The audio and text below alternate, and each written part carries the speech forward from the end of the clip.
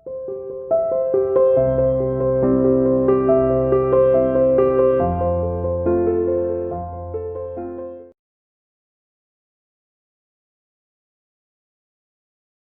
students, welcome to CR International School online class. Dear student, today we will discuss lesson number 17, provisions and reserves, part number first. Dear students, this is the lesson of theoretical regarding सिक्सटेज depreciation का हमने पढ़ा था। आज ये theoretical lesson है, इसके बारे में हम सबसे पहले जानेंगे। जैसे नाम से वर्ड है, सबसे पहले आज डिस्कशन करेंगे what is mean by provisions. Provisions क्या होते हैं, तो सबसे पहले इसका हम मीनिंग की बात करते हैं। प्रोविजन क्या है, देखिए अकाउंट में जो प्रोविजन वर्ड है उसको हम ये जानते हैं, provision just like any non liability.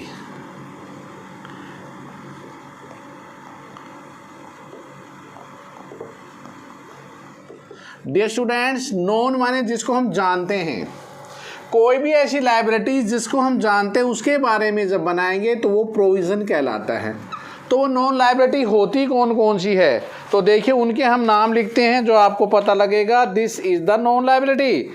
सबसे पहले first, provision for depreciation of assets.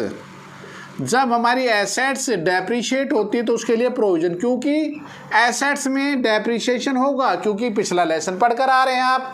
तो फर्स्ट है प्रोविज़न जिसको जानते हो आप, वो है एसेट्स का। नंबर 2, सेकंड है प्रोविज़न फॉर टैक्सेशन। क्या है प्रोविज़न फॉर टैक्सेशन? टैक्स माने क्या होता है, जब कंपनी को प्रॉफिट होता है बिजनेस को, तो टैक्स पे प्रॉफिट दिया जो है वो टैक्स भरा जाता है प्रॉफिट पे। तो प्रोविज़न टैक्स हमें पता है भाई देना पड़ेगा अगर हमें प्रॉफिट हो रहा है, तो ये भी नॉन है, देना पड़ेगा सरकार को, क्योंकि प्रॉफिट होता है तो टैक्स भरना पड़ेगा। Third, provision for bad and doubtful dates. Provision for bad and doubtful dates. देखिए डेट्स, बैड और डाउटफुल क्या होता है वर्ड। बैड माने बुरा होता है, डाउटफुल माने संदेह होता है। देखिए देने वाले बुरे भी होते हैं, संदिग्ध। जैसे उदाहरण के लिए हमने किसी को माल बेचा, बेचने पर पता नहीं है, ग्राहक के मस्तिष्क पर लिखा नहीं होता है कि वो पैसा देकर जाएगा नहीं। देखिए आपने उधार दे दिया, वो पैसा अगर डूब गया तो बैड है, और जिसमें आने की गुंजाइश आ भी सकता है, नहीं तो उसे डाउटफुल बोलते हैं। तो this is the provision for bad and doubtful debts. Next, fourth point है provision for discount on debtor. Discount on debtor. देखिए हम डेटर से पैसा लेना चाहते हैं, तो डेटर से कहते हैं 100 के आप 95 रुपये दे दीजिए, हम 5 रुपये आपको डिस्काउंट देंगे। तो इसलिए उसका डिस्काउंट आप जानते हो भी पैसा तो कम मिलेगा, तो this is the provision for discount on the debtor. And next, repair and renewal of assets.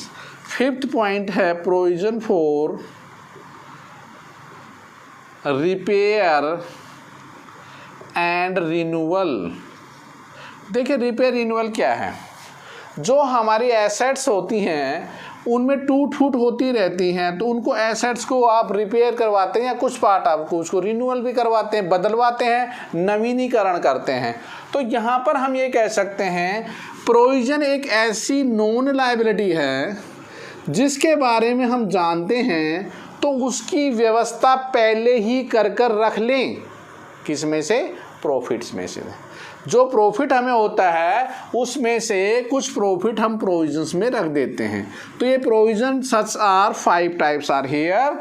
Provision for depreciation of assets, provision for taxation, provision for bad and doubtful debts, and provision for discount on debtors, and provision for repair and renewal of assets.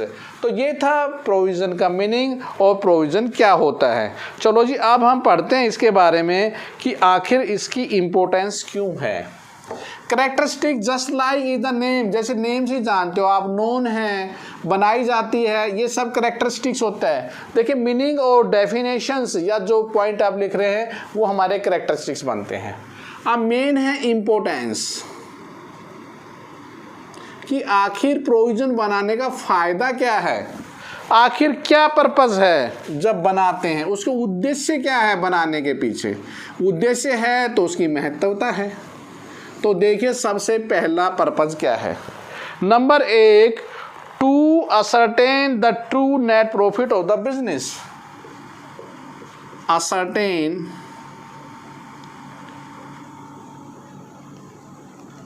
The net profit of a business. Ascertain माने होता है ज्ञात करना, net माने शुद्ध लाभ। देखिए एक व्यवसाय का ट्रू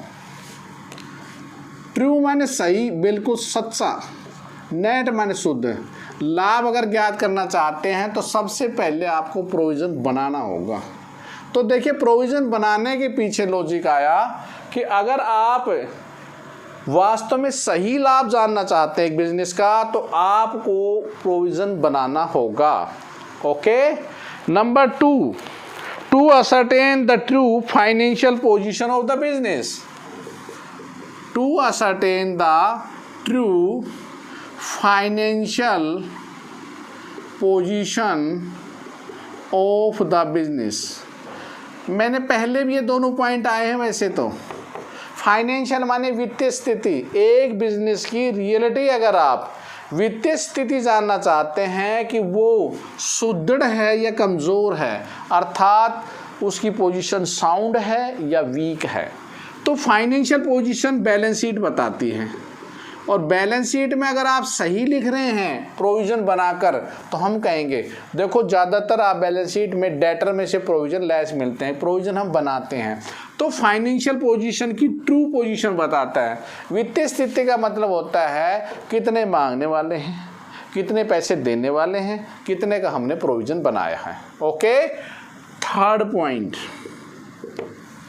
थर्ड पॉइंट है to provide the known losses of the future.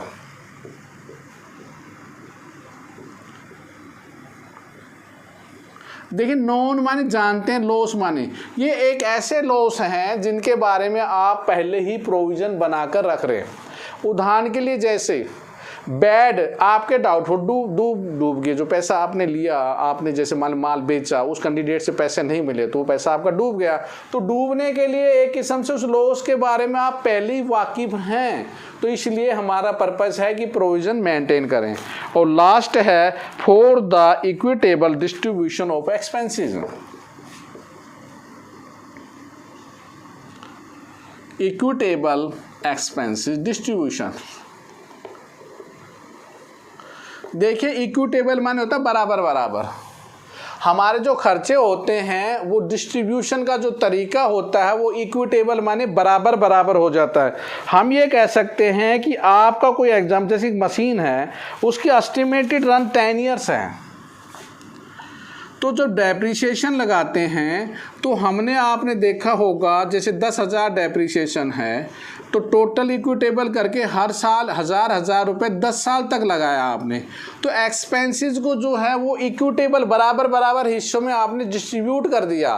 तो जो एकदम, एक तो वर्कलोड एकदम पड़े ऊपर भार, 10,000 का 10,000 एक बार लिखें, और एक आपने हर साल जो चार्ज किया वो 1,000 रुपये चार्ज किया, तो this is the equitable word. तो ये तो था प्रोविजन का टॉपिक। अब आ रहे हैं रिजर्व का। आप रिजर्व के बारे में कि रिजर्व क्या होते हैं, रिजर्व्स देखिए क्या वर्ड है। अब वर्ड आ रहा है रिजर्व्स, इसका मीनिंग क्या है। रिजर्व का मतलब होता है कि अननोन।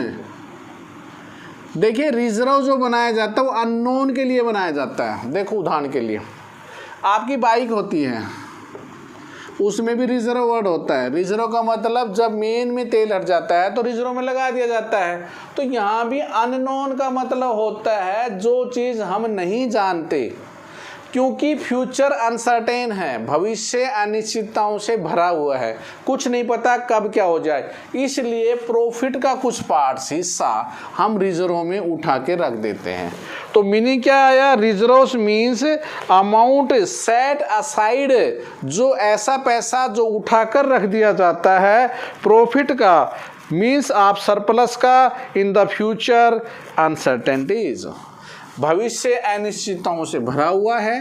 हम कह सकते हैं हम नहीं जानते क्या होगा फ्यूचर में, तो हम उसको पैसे को रिजर्व में रख देते हैं डियर स्टूडेंट्स। तो रिजर्व्स हम ये कह सकते हैं amount set aside out of profits and other surpluses, जो भी प्रॉफिट्स होता है या सरप्लस होता है उसको हम एक ऐसे are not the may be are marked and any way of earmarked in any of the meet any the particular liability known to exist on the date of the balance sheet।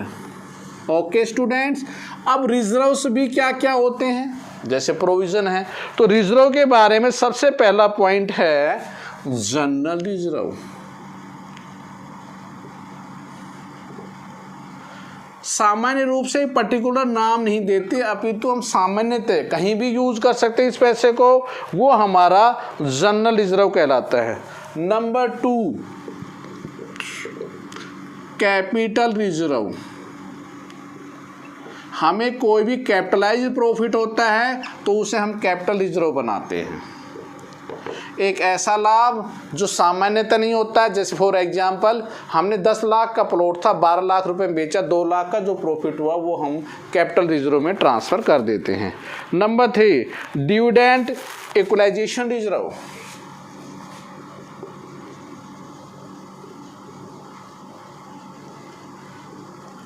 देखो dividend equalisation क्या है। Dividend होता है profit में हिस्सा distribute करना, बांटना।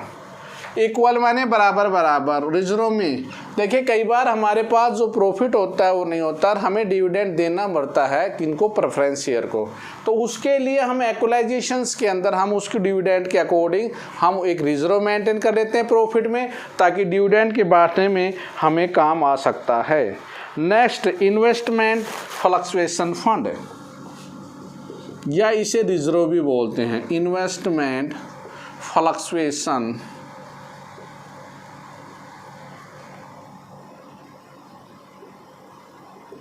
Fluctuation fund या रिजर्व। क्या होता है इन्वेस्टमेंट, जो पैसा हम बाहर विनियोजित करते हैं। फ्लक्चुएशन का मतलब होता है उतार चढ़ाव, उनकी कीमत घटती और बढ़ती रहती हैं, फ्लक्चुएट होती हैं, तो उससे कोई भी नुकसान होता है तो वो पैसा हम इन्वेस्टमेंट फ्लक्चुएशन फंड से ले सकते हैं। नंबर 5 नेक्स्ट है वर्कमैन कंपनसेशन फंड या रिजर्व। वर्कमैन कंपनसेशन फंड या रिजर्व। वर्कमैन कर्मचारी होता है, कंपनसेट माने क्षतिपूर्ति। कई बार हम कर्मचारी को कोई अगर मान लेते हैं, उसने हमें कोर्ट में केस कर रखा है, हमने उसको निकाल दिया किसी रीज़न से, कॉजेज से, और उसने हमें कोर्ट में केस कर दिया और हम कोर्ट में हार जाते हैं, तो उसके लिए हम कंपनसेशन फंड बना लेते हैं ताकि ये पैसा उस समय काम आएगा।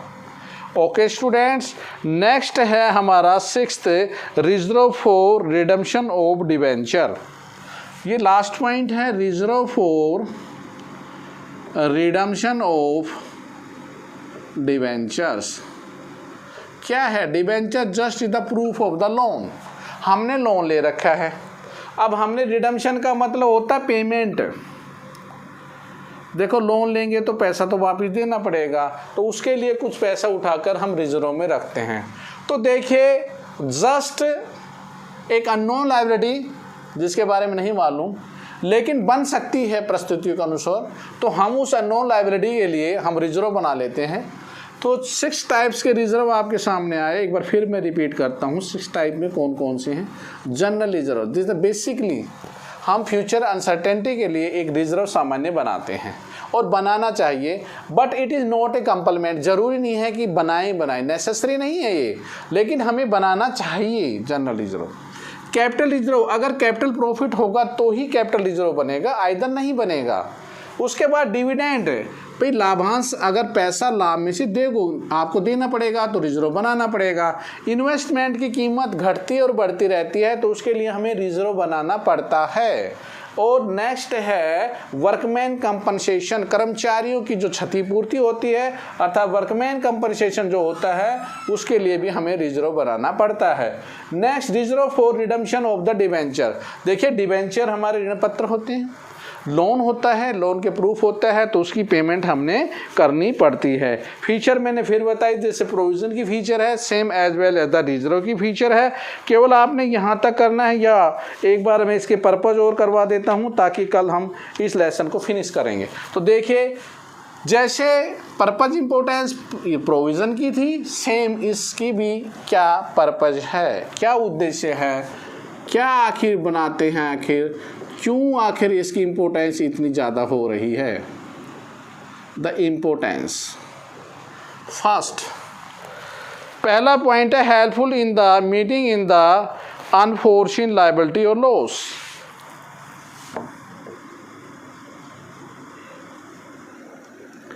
Unforeseen liability and losses note करना, मदद करेगा ये अगर रिजर्व है तो। देखो एक परिवार अपनी सेविंग करता है, बचत करता है, बैंक में है, इन केस ऑफ इमरजेंसी कोई बीमार हो जाता है तो पैसा वहाँ यूज कर सकता है। अगर सेविंग नहीं होगी तो क्या वो पैसा यूज होगा, जब है ही नहीं तो कहाँ पर करेंगे आप। तो ऐसे बिजनेस में अगर रिजर्व है तो अनफोर्सीन एक ऐसी लायबिलिटी जो दिखाई नहीं दे रही है आपको, एक तो दिखाई दे रही है उसके लिए तो बना दिया, फ्यूचर अनसर्टेन है तो उस लॉसेज के लिए हम हेल्पफुल होती है हमारा रिजर्व। नंबर 2 दूसरा है equalisation of dividend over the year.